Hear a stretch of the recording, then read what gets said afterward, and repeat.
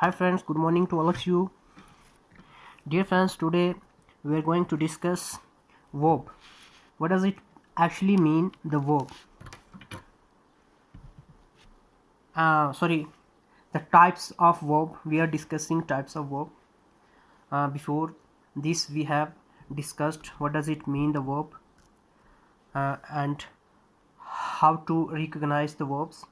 Today, we are going to discuss one of the more one of the topic of the verb, finite and non-finite verb.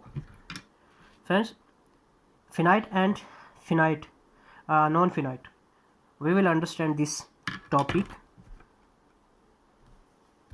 Look at the differentiations of the finite and non-finite verb कि finite और non-finite में main क्या फ़र्क है. Finite जो verb होती है ये चेंज होती है when pronouns and tenses change. जब हमारे टेंस चेंज होते हैं और प्रोनाउंस चेंज होते हैं तो उसके साथ साथ हमारी फिनाइट वर्ब भी चेंज होती है.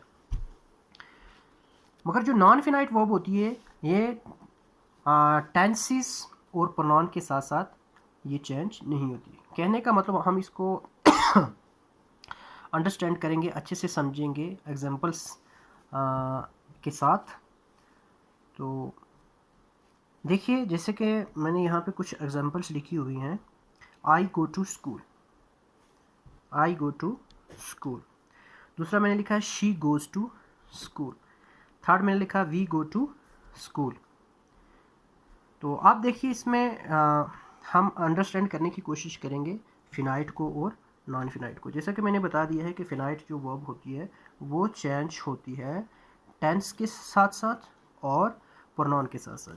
जब प्रोनाउन चेंज होता है या टेंसेस चेंज होते हैं तो ये वर्ब भी हमारी चेंज होती है.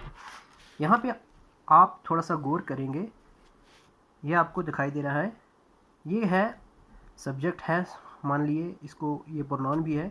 I go to school, I go to school, ये गो यहाँ पे वर्ब है. आई गो टू स्कूल, मैं स्कूल जाता हूँ.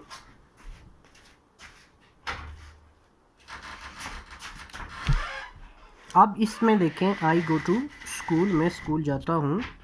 तो दूसरा मैंने सेंटेंस लिखा है शी गोज़ टू स्कूल, वो स्कूल जाती है.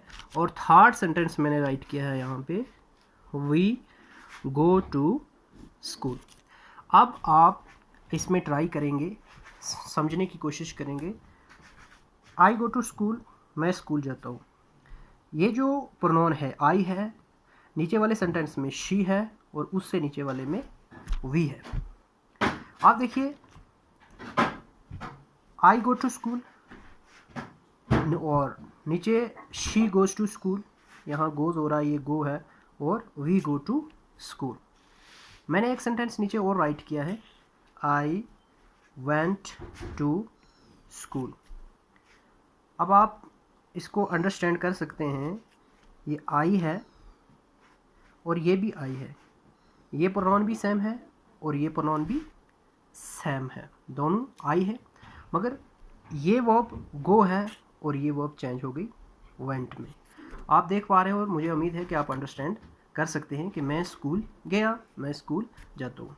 देखिए, ये प्रोनाउन सेम है और ये प्रोनाउन सेम है, मगर हमारा टेंस बदला, वो अब चेंज हो गई. या हमारा प्रोनाउन बदलेगा तो टेंस चेंज हो जाए, वो वर्ब चेंज हो जाएगी. तो ऐसी जो वर्ब होती है इसको बोलते हैं फिनाइट वर्ब, फिनाइट वर्ब. अब हम ट्राई करेंगे समझने की नॉन फिनाइट वर्ब को.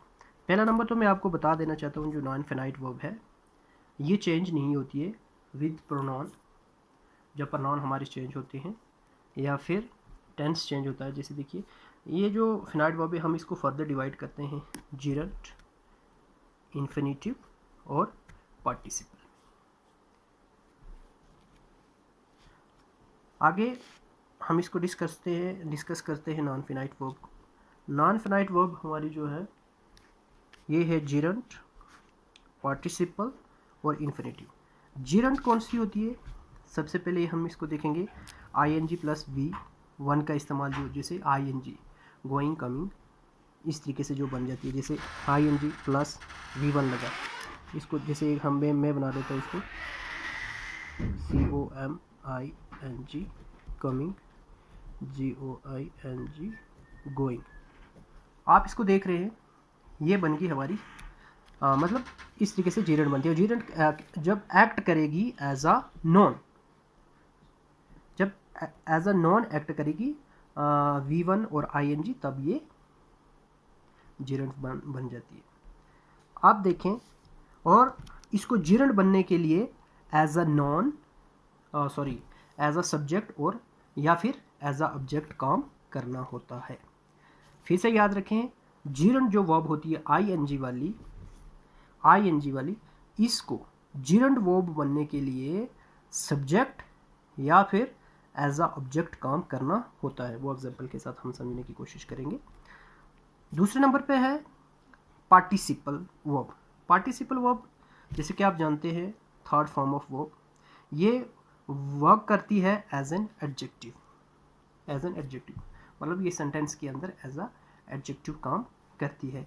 जब पार्टिसिपल एज एन एडजेक्टिव काम करती है, तो तब ये वर्ब पार्टिसिपल इसको कहा जाता है। उसके बाद है इन्फिनेटिव वर्ब। इन्फिनेटिव वर्ब होती है टू प्लस V1, यानी वर्ब की फर्स्ट फॉर्म के साथ जब टू लगता है तो तब ये इन्फिनेटिव होती है। और ये हमेशा याद रखना, infinitive always work as noun, ये भी एज अ नॉन काम करती है। तो फ्रेंड्स, हम इसको और अच्छे से समझने की कोशिश कर रहे हैं, तो मुझे उम्मीद है कि आपको इसकी समझ भी आ रही होगी। और जहाँ से अगर आपको समझ नहीं आती है, you can write me, don't worry, I will clear it for you इंशाल्लाह। कमेंट में and ask the question what ever you can. अब हम समझेंगे जीरंट को। जीरंट जैसे मैंने कहा था ing। अब देखो ये जीरंट बनती कब है? ing तो वर्ब वैसे भी हो सकती है, आई लाइक प्लेइंग। मैंने कहा था जीरंट बनने के लिए या तो उसको एज अ सब्जेक्ट काम करना पड़ेगा या फिर उसको एज अ ऑब्जेक्ट काम करना पड़ेगा। आई लाइक प्लेइंग, मैं खेलना पसंद करता हूँ। खेलना, तो देख रहे हैं आप, मैं खेलना पसंद करता हूँ, ये एज एन ऑब्जेक्ट काम कर रही है। ये जो ing वर्ब है एज एन ऑब्जेक्ट काम कर रही है। तो gerund verb always as a noun work करती है, तो एज अ नॉन भी काम कर रही है और एज अ ऑब्जेक्ट भी काम कर रही है। तो सो ये क्या है? जीरंट है। तो फिर से मैं बता देना चाहता हूँ, जो जीरंट वर्ब होती है वो एज अ नॉन काम करती है, यानी सेंटेंस में उसका जो मतलब जो स्टेटस होता है वो नॉन का होता है। फिर एक चीज़ और मैं बता देना चाहता हूँ, जेरेंट की और क्या समझ है, या तो वो सब्जेक्ट की जगह आएगी या फिर वो ऑब्जेक्ट की जगह आएगी। दूसरा सेंटेंस में लिखा आई लाइक लाफिंग, मैं हंसना पसंद करता हूँ। तो सेम कैसे? देखो, लाफिंग ये एज अ ऑब्जेक्ट काम कर रही है इस वक्त, तो एज अ नॉन भी, तो इसलिए हम इसको क्या बोलेंगे? जेरेंट वर्ब, इसको हम मान सकते हैं, कह सकते हैं। इसके बाद है शी लाइक्स लाफिंग, वो हंसना पसंद करती है। तो सेम कैसे आप लोग समझ रहे हैं, तो ये मैंने यहाँ पे दिया हुआ, ये एज अ जेरेंट काम कर रही है, तो आपको समझ आ गई होगी। तो अगर फिर भी कोई कन्फ्यूजन आपको रहती है तो आप मुझसे कंफर्म कर सकते हैं, क्लियर कर सकते हैं। तो नेक्स्ट जो मैंने लिखा है, नेक्स्ट सेंटेंस हम इन्फिनेटिव को समझने की कोशिश करेंगे। इन्फिनेटिव हमें होती है टू प्लस V1। इन्फिनेटिव के साथ आप जैसे मैं बोलता हूँ टू गो, टू कम वगैरह वगैरह, टू गो, देखो टू लगा वर्ब की फर्स्ट फॉर्म के साथ, तो ये इन्फिनेटिव बनेगी। तो हमेशा याद रखना, इन्फिनेटिव एज अ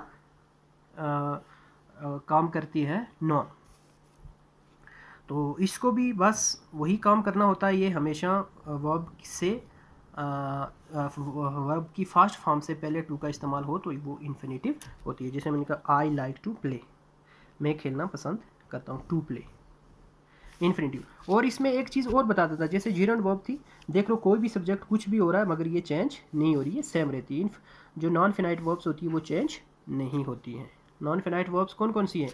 जिरंड है, पार्टिसिपल है, सॉरी जिरंड है, इन्फिनेटिव है हमारे पास, और पार्टिसिपल है। ये जो फॉर्म्स है ये चेंज नहीं होती है, ना तो टेंसेस के हिसाब से, टेंस चेंज हो तो ये चेंज नहीं होती है, प्रोनाउन चेंज हो तो ये चेंज नहीं होती है, सेम रहती है। आप देखो आई के साथ भी टू प्ले आ रहा है, शी के साथ भी टू लाफ आ रहा है, टू वर्ब की फास्ट फॉर्म के साथ देखो टू आ रहा, they like to play, same आ रहा है, ये चेंज नहीं हो रही, वर्ब की फास्ट फॉर्म ही लग रही है, टू टू टू। देखिए तो आप इन्फिनेटिव वर्ब को भी मुझे उम्मीद है कि आप समझ गए होंगे। अब आगे मैं आपको ये बता देना चाहता हूँ,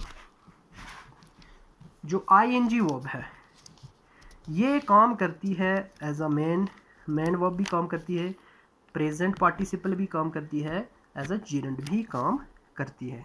तो मैन वर्ब आपको पता है जुमले में, जैसे I am going, I am going main verb, इसमें क्या आई एम गोइंग, तो गोइंग क्या है? As a main verb. Present participle verb की जो है फॉर्म है ये भी प्रेजेंट पार्टिसिपल, और जो जिरंट है, जिरंट भी हमने अभी डिस्कस किया है, प्रेजेंट पार्टिसिपल भी हमने डिस्कस किया है। जैसे इसको मैं ये लिख सकता हूँ, आई सा हिम डांसिंग, मैंने उसे देखा क्या करते हुए?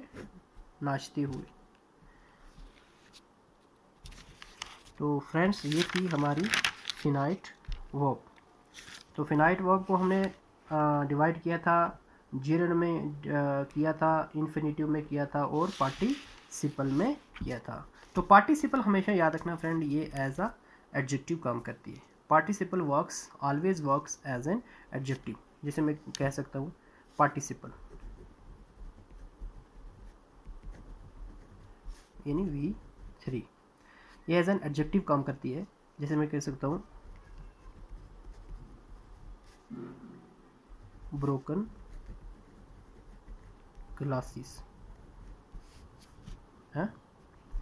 तो देख रहे हैं फ्रेंड्स, ब्रोकन ग्लासेस यानी टूटे हुए ग्लासेस, तो ये एज अ एडजेक्टिव काम करती है।